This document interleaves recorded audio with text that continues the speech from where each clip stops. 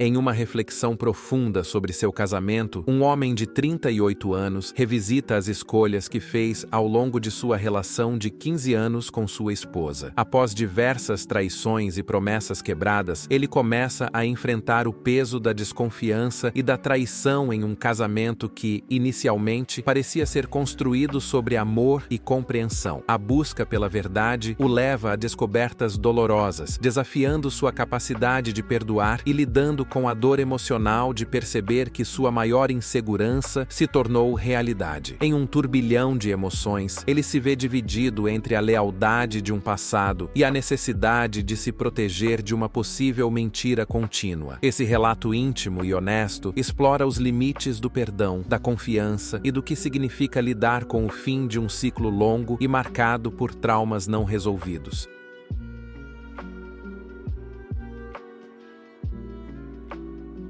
Abandonei minha esposa infiel sem dinheiro e sabotei sua nova carreira. Eu sei que vou ser chamado de muitos nomes com o post que estou fazendo agora, mas a verdade é que eu era uma pessoa muito diferente há vários anos, e é por isso que permiti que muitas coisas acontecessem. Não sou mais o tipo de pessoa que faz isso. Então, por favor, tenha isso em mente antes de começar a ler. De qualquer forma, sei que provavelmente vou ser chamado de covarde, frouxo, corno e de todos os outros nomes possíveis, então já estou preparado para isso. Eu, homem de 38 anos, estou casado há 15 anos. Olhando para trás, me casei relativamente cedo e provavelmente não aconselharia ninguém a se casar antes dos 25 anos. Para ser honesto, há muita coisa que você não sabe sobre a vida quando é tão jovem. Minha esposa, de 38 anos, trabalhava na faculdade onde eu estudei, e nos conhecemos pouco antes de eu me formar. Eu ia voltar para minha cidade natal depois da formatura, mas passei um tempo a mais para ficar com ela, e nos aproximamos muito. Eventualmente, começamos a namorar. Na minha vida, tive apenas 2 relacionamentos importantes, e ela foi o segundo. Então, eu não estava bombado ainda. Fui para isso de coração aberto,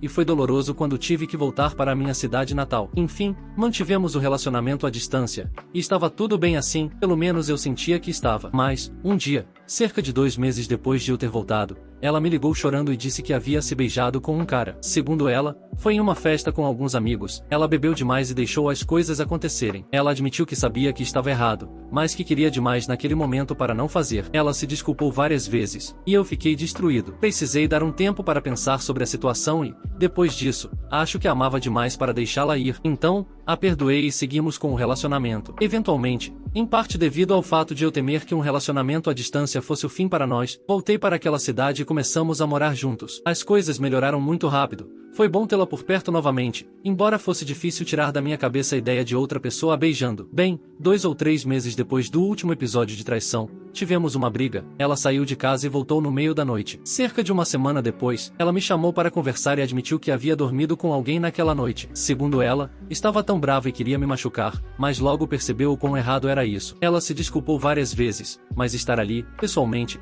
tornou tudo ainda pior. Eu disse a ela que estava terminando o relacionamento e passei a noite no parque. No dia seguinte, quando fui pegar minhas coisas, ela chorou muito e disse que nunca mais faria isso. Ela garantiu que foi a última vez e que valorizava demais o que tínhamos para estragar tudo de novo. Supostamente, ela havia aprendido a lição, e, tolo como fui, deixei a parte mais suave do meu coração prevalecer. Eu estava sendo romântico, suponho. Eu a perdoei, mas decidi fazer uma viagem de 1 mês para minha cidade natal e voltei só depois de ter esfriado completamente. Eu sei que deixei ela me trair 2 vezes e a perdoei ambas as vezes, mas eu era jovem, muito jovem e ingênuo. Não existiam plataformas de educação para homens como as que existem hoje, então eu só tinha minhas emoções para me guiar, e segui o que parecia ser o melhor no momento. Agora eu sei que esse resumo foi longo, mas prometo que há muita relevância nisso, porque ela tem agido de forma estranha. E isso imediatamente fez minha mente voltar para as traições dela. Isso tudo aconteceu antes de nos casarmos, então já faz muito tempo, mas a ansiedade de ter sido traído nunca me deixou completamente. Foi o meu maior medo. Não preciso nem dizer que eu precisava confirmar isso. Eu fui impulsionado pela necessidade de confirmar.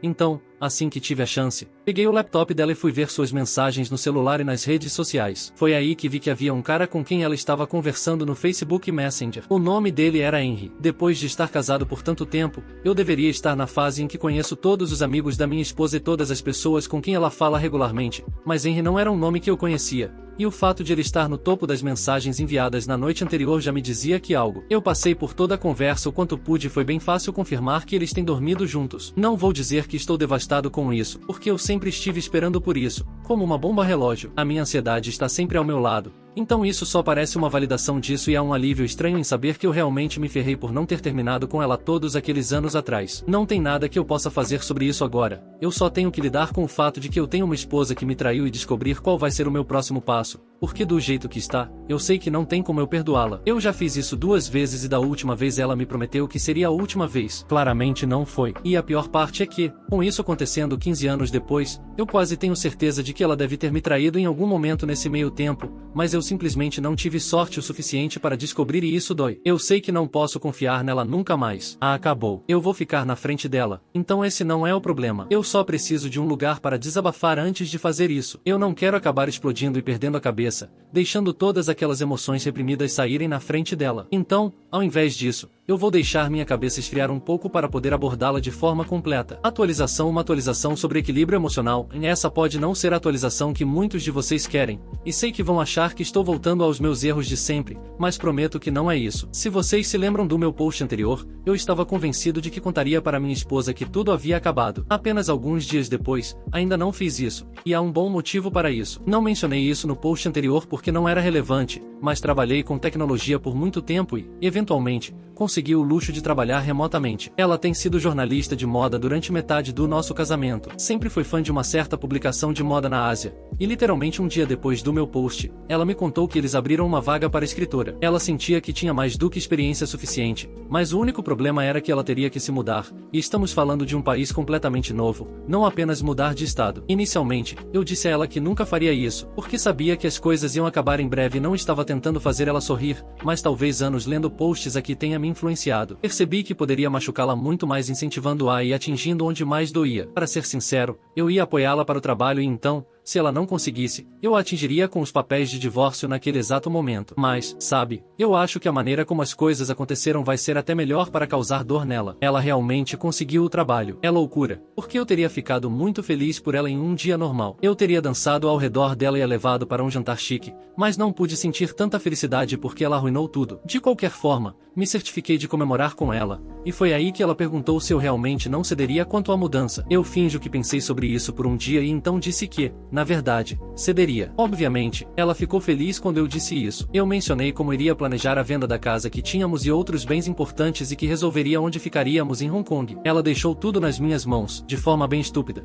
e nem sequer me perguntou sobre o progresso. Não preciso nem dizer, acho que todos podem ver para onde isso está indo. Ela deve começar a trabalhar em 10 dias. Supostamente, comprei as passagens e arranjei um apartamento, mas eu não fiz nada disso. Vou entregar os papéis de divórcio para ela e depois vou fugir da cidade. Me sinto maligno, mas o que posso dizer? Eu não causei isso. Atualização 2. Muitos de vocês estavam convencidos de que eu estava preso aos meus antigos hábitos e que, no final, eu acabaria perdoando ela pelo que ela fez comigo, mas a verdade é que eu sei que eu não faria isso. Existe um limite para o quanto uma pessoa pode ser desrespeitada, e eu já tinha sido desrespeitado por ela tantas vezes que não queria lidar com isso nunca mais. Então, tomei minha decisão e há muito o que conversar. No dia anterior ao que deveríamos viajar, tínhamos nossas malas prontas e tudo estava preparado para que partíssemos para o aeroporto na manhã seguinte. A única coisa é que ela não tinha ideia de que eu não planejava fazer a viagem com ela, especialmente porque nem a viagem estava realmente agendada. No meio da noite, eu me levantei, peguei minha bagagem, entrei no meu carro e fui para um hotel. Eu era o único que tinha os supostos ingressos para a viagem,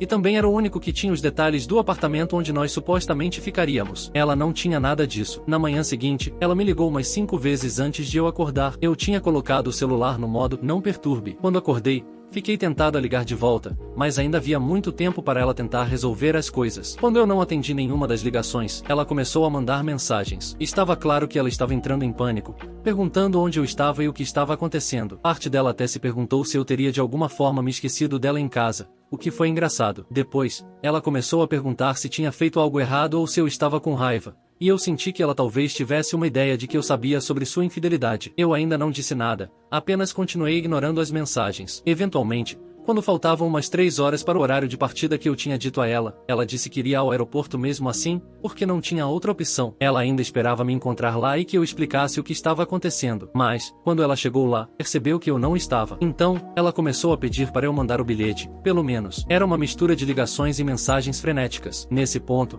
estava claro que ela estava tentando salvar a confusão em que se meteu. Acho que ela sentiu que, Se conseguisse chegar a Hong Kong, pelo menos teria uma chance de fazer as coisas funcionarem. Foi aí que eu disse a ela que estava a caminho e que explicaria tudo quando chegasse lá. Depois disso, desliguei o celular. Aproximadamente 2 horas depois, liguei novamente. Para dizer que ela estava furiosa seria um eufemismo. Ela disse que estava indo para casa e que ia reservar um voo para o dia seguinte, já que não tinha ideia do que estava acontecendo comigo. Ela estava planejando usar o meu cartão de crédito para reservar o voo, e isso era algo que eu definitivamente não ia permitir. Então, congelei o cartão. Essa parte foi divertida, porque ela me mandou uma mensagem reclamando que o cartão não estava funcionando. Nesse ponto, ela já não estava nem perguntando o que ela tinha feito ou o que estava acontecendo comigo. Eu acho que ela conseguiu juntar as peças, mas se eu pudesse fazer ela sentir pelo menos metade da ansiedade que eu senti durante todos aqueles anos, eu ficaria feliz. Naquele momento, decidi voltar para casa e confrontá-la. Eu só queria dar a ela os piores dias que ela poderia ter. Ela começou a gritar comigo assim que me viu,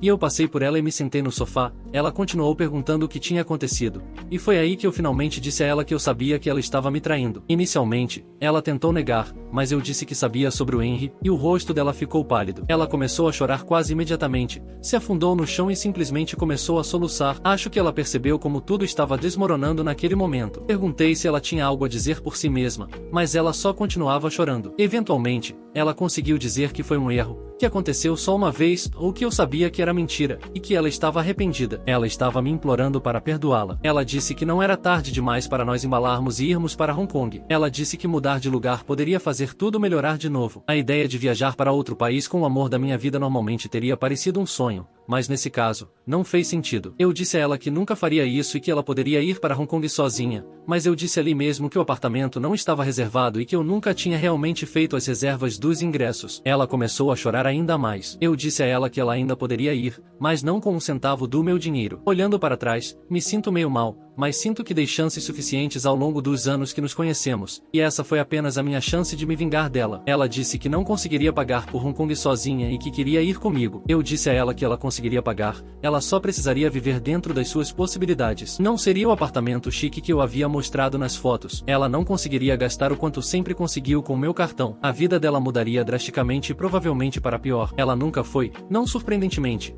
E no dia seguinte eu deixei a casa novamente e fui relaxar com um amigo. Desde então, nunca mais voltei. E esse foi praticamente o fim de nós dois. Vou contratar um advogado de divórcio para que possamos terminar as coisas oficialmente. Sei que posso ser severamente impactado no divórcio, mas a disparidade salarial é tão grande que será difícil para ela. Atualização 3. Evitemos atualização 3. Então esta será a última atualização, mas as coisas finalmente se resolveram entre mim e minha ex-esposa. Ela nunca foi para Hong Kong no final. Teria demorado muito para ela encontrar alternativas e o financiamento para isso, então ela acabou simplesmente deixando para lá. E é engraçado porque ela já tinha se demitido do trabalho anterior. Não foi uma jogada inteligente da minha parte, porque isso a colocou em uma posição mais favorável no divórcio, mas tanto faz. Eu voltei para casa por um dia para entregar os papéis do divórcio e também disse a ela que seria melhor para nós vendermos a casa e dividirmos os lucros. Ela me disse para ir me ferrar, então eu fui embora. Depois disso, o processo de divórcio não foi horrível. Eu tinha evidências de que ela me traiu e ela tinha evidências de que eu basicamente a estava enrolando e fazendo com que perdesse o emprego. Então, ambos parecemos pessoas bem ruins. Eu não me importo com isso. Concordei em pagar pensão alimentícia por um tempo limitado e optei por ficar com a casa. Então, me conciliei com ela recebendo 30% do valor da casa, o que significou que ela saiu com uma boa quantia nos bolsos, para ser honesto. Mas eu simplesmente fico feliz em tê-la fora da minha vida. Não me importo se ela está rica agora ou não. Eu estou em paz, e isso é o suficiente para mim.